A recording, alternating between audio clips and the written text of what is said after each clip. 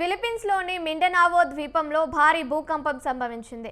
German research centre for geosciences ప్రకారం Richter స్కేలుపై 7.8 తీవ్రతతో భూ ప్రకంపనలు వచ్చాయి. ఈ భూకంపం భూమికి కేవలం 10 కిలోమీటర్ల లోతులో సంభవించింది. భూకంప కేంద్రం ఉపరితలానికి అత్యంత సమీపంలో ఉండటంతో ప్రకంపనల తీవ్రత అధికంగా నమోదైంది. భూకంపం అనంతరం అమెరికా సునామీ హెచ్చరికల వ్యవస్థ వెంటనే అప్రమత్తమై పసిఫిక్ మహాసముద్ర పరిసర తీరాలకు సునామీ ముప్పు ఉందని హెచ్చరించింది.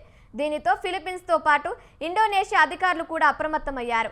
ఇండోనేషియా జియో ఫిజిక్స్ ఏజెన్సీ ఈశాన్య తీర ప్రాంతాలకు సునామీ హెచ్చరికలు జారీ చేసి ప్రజలు అధికారుల సూచనలను తప్పనిసరిగా పాటించాలని సూచించింది. భూకంపంలో పలు భవనాలు కూలి భారీగా ఆస్తి నష్టం సంభవించినట్టు తెలుస్తోంది. ప్రాణ నష్టం గురించి తెలియాల్సి ఉంది.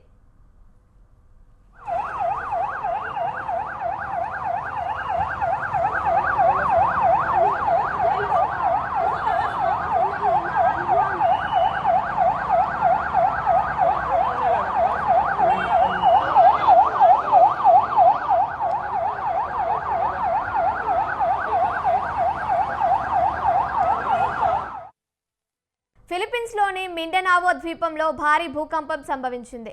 German research centre for geosciences ప్రకారం రిక్టర్ స్కేలుపై 7.8 తీవ్రతతో భూ ప్రకంపనలు వచ్చాయి. ఈ భూకంపం భూమికి కేవలం 10 కిలోమీటర్ల లోతులో సంభవించింది. భూకంప కేంద్రం ఉపరితలానికి అత్యంత సమీపంలో ఉండటంతో ప్రకంపనల తీవ్రత అధికంగా నమోదైంది.